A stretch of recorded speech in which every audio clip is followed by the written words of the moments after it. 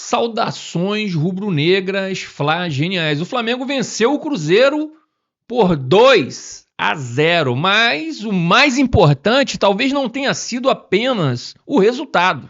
Pela primeira vez, o torcedor começou a enxergar a cara do Flamengo de Leonardo Jardim, o Lex Luthor rubro-negro.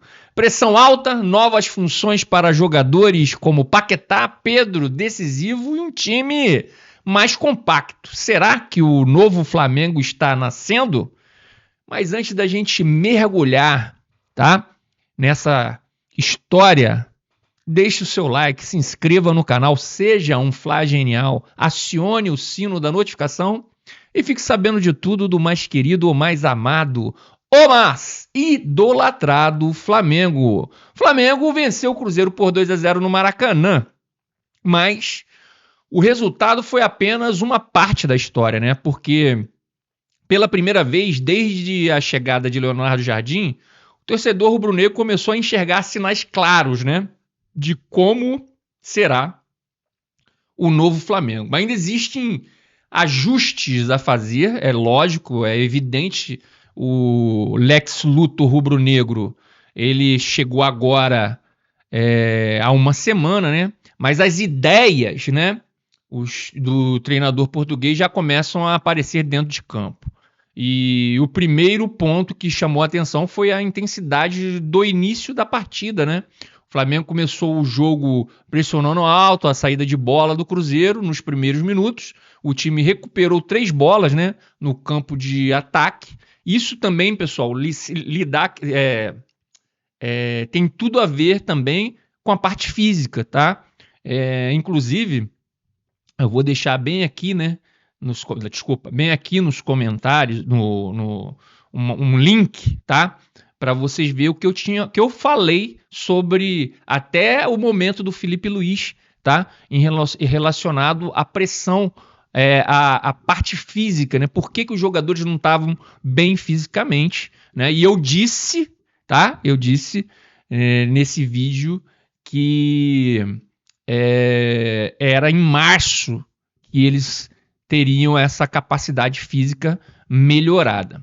E essa pressão resultou rapidamente em gol, né? Logo aos 4 minutos, Pedro mostrou toda a sua qualidade. Depois de um erro na saída de bola do Cruzeiro, né, o atacante venceu 3 marcadores, aplicou um belo giro sobre o Fagner e marcou um golaço para abrir o placar, né? Um gol que ajudou a definir o ritmo do jogo. Depois da vantagem, o Flamengo passou a variar mais sua postura em campo, em alguns momentos pressionando mais alto, em outros recuava a marcação e deixava o Cruzeiro circular a bola. Algo diferente de versões recentes do Flamengo. Era um time que antes tentava controlar o jogo o tempo todo com posse, mas acabava ficando exposto ao contra-ataque e uma posse muitas das vezes também estérea, né? Uma coisa que não acontecia nada, era bola para cá, bola para lá, chegava no lateral, voltava para o meia jogava para o zagueiro jogava para o lateral, a bola voltava e ficava circulando a área do adversário sem realmente ter profundidade e assertividade nas horas das triangulações, tá? Outro ponto, né, positivo foi a compactação da equipe, né? Os jogadores de frente se aproximavam mais para receber a bola e acelerar as jogadas, né? A gente viu muitas jogadas com Paquetá e com Arrascaeta, essa dupla, pessoal. Olha, eu acho que a gente vai ter um ano muito bom com essa dupla funcionando na parte da frente ali, na parte meio campo ataque ali, né? Eu acredito muito nessa dupla. A gente viu um pouquinho já nesse jogo contra o Cruzeiro, ainda falta algum entrosamento ali, mas já deu para perceber que isso daí vai dar muitos bons frutos, tá? Os jogadores de frente se aproximavam mais, né, para receber a bola e acelerar as jogadas. Esse movimento ajudou muito na conexão entre os meias e atacantes, né? E dentro desse cenário, um nome, né, chamou muita atenção, que foi o Lucas Paquetá, né? E eu já também falei aqui no canal que era para ter esperado, dar tempo, que ele ia aparecer uma também jogando de uma forma mais livre, né? Ali para flutuar, né? Entre as linhas. Então, foi a melhor atuação dele desde que voltou ao Flamengo, sem dúvida nenhuma, né? E muito disso tem relação direta também com uma decisão tática, né? De Leonardo Jardim, né? Paquetá já havia dito publicamente que prefere jogar pela direita. O treinador decidiu apostar exatamente nisso, mas fez algo importante, né? Para que essa ideia funcionasse, né? Ele escalou o Royal na lateral direita, permitindo que o lateral ocupasse o corredor, né? E desse profundidade ao time. Com isso, né, Paquetá ficou livre para atuar entre as linhas, circulando pela intermediária e participando da criação. O resultado foi imediato, né? Camisa 20 colocou 4 bolas, cara. 4 bolas perigosas dentro da área, né? 3 no primeiro tempo, né? E em algumas delas se associando ao Arrascaeta, né? 3 no primeiro tempo e 1 no segundo. Essas jogadas geraram 3 boas finalizações de Arrascaeta, né?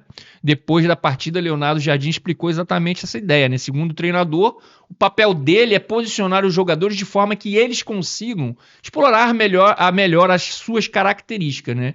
E no caso de Paquetá, ele deixou claro, Paquetá não é um ponta, por isso a organização tática precisa permitir que ele jogasse onde rende mais. Mesmo assim, o jogo também mostrou que ainda existe ajustes, né, a fazer.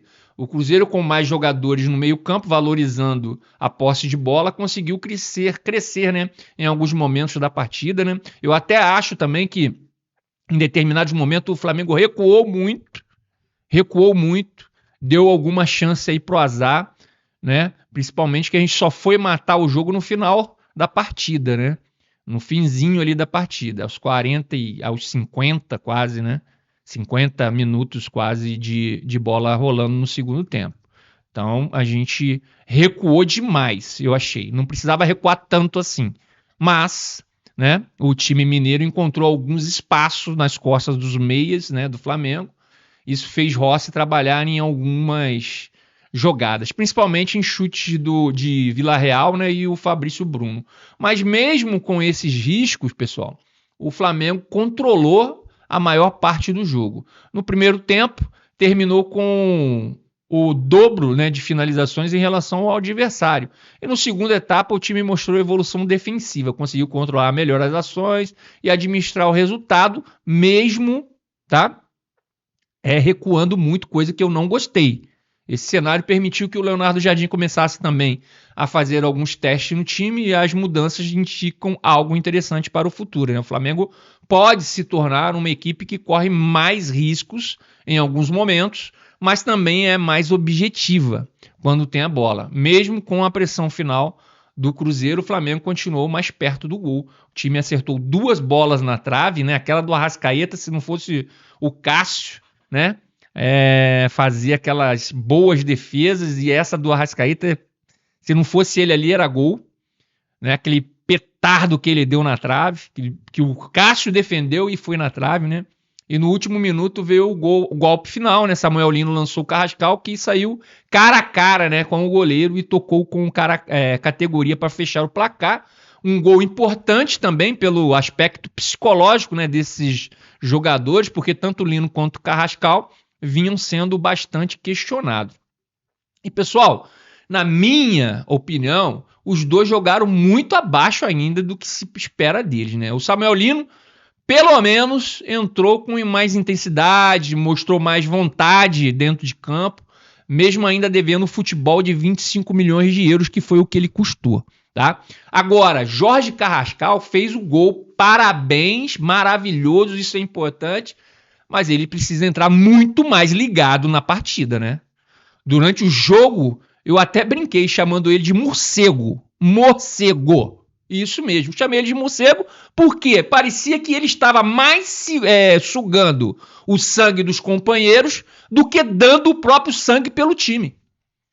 Futebol existe entrega, pessoal. E num clube como o Flamengo, e jogos grandes, né, como este, contra o Cruzeiro, não basta ter qualidade técnica. Tem que competir, tem que lutar, tem que mostrar intensidade o tempo todo. Então fica o recado. Acorda, Carrascal! Acorda, meu querido! Tá? E por falar em intensidade, eu preciso falar aqui do Pedro, tá? Centroavante nível europeu, e quem me acompanha aqui no canal sabe muito bem disso, que eu sempre o chamei assim, mas não estava merecendo até ontem. Mas a verdade precisa ser dita, ele vinha jogando em uma rotação que nem jogador de campeonato de várzea joga hoje em dia. Faltava intensidade, faltava participação, faltava até comprometimento tático em alguns momentos. Agora, tomara que daqui para frente, né, pessoal, a gente veja em campo o Pedro que jogou ontem contra o Cruzeiro. Porque se for esse Pedro que jogou ontem contra o Cruzeiro, que participa, que briga, que ajuda na pressão alta, eu não tenho nenhuma dúvida de que é jogador para marcar mais de 30 gols na temporada tranquilamente. Vou repetir. Se ele repetir as atuações, continuar fazendo o que ele fez contra o Cruzeiro, em termos de intensidade e entrega pela equipe, ele vai marcar mais de 30 gols na temporada. Eu não tenho dúvidas disso. Agora, tem que se entregar, tá? E outra coisa, já vou avisando, tá? Os desavisados. Aqui no canal, a gente critica quando tem que criticar e elogia quando tem que elogiar, cara. E o Pedro vinha jogando muito mal. Por isso as críticas feitas aqui foram totalmente merecidas. Agora, é torcer para que ele tenha entendido uma coisa que o futebol moderno deixou muito claro. Jogador sem intensidade hoje não joga em lugar nenhum. Voltando ao Leonardo Jardim, as escolhas táticas, né? Talvez seja um dos pontos mais interessantes desse começo de trabalho do treinador português. Ele vem ganhando pontos justamente pelas escolhas e pelo posicionamento dos jogadores, sem improvisações, né? Sem improvisações, sem mudanças aleatórias. Tudo dentro de uma organização tática e estratégica bem clara. Mas o próprio treinador reconhece também que o trabalho ainda está apenas no começo, e quem não reconhecer isso é brincadeira, o cara está uma semana só aqui, o nosso Lex Luthor da Gávea. Depois da partida, Jardim elogiou a postura da equipe e falou em atitude formidável dos jogadores. Ao mesmo tempo, deixou claro que ainda há muito espaço para a evolução. Segundo ele, o Flamengo ainda precisa melhorar algumas decisões com a bola. Ou seja, o Flamengo venceu, convenceu em vários momentos, mas ainda está em construção. E o próximo teste já está marcado. No sábado, o rubro-negro enfrenta o Botafogo pelo Campeonato Brasileiro às 19h30, né, no Engenhão. Mais um clássico, né? E mais uma oportunidade para o torcedor entender melhor como será o Flamengo do nosso Lex Luthor da Gávea. Bem, pessoal, vamos ficando por aqui.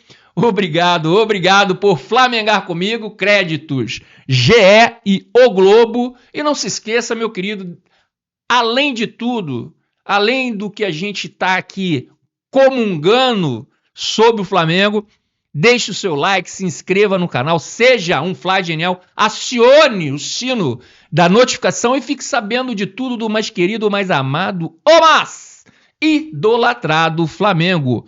Que Deus ilumine os passos de todos nós. Saudações rubro-negras e até mais!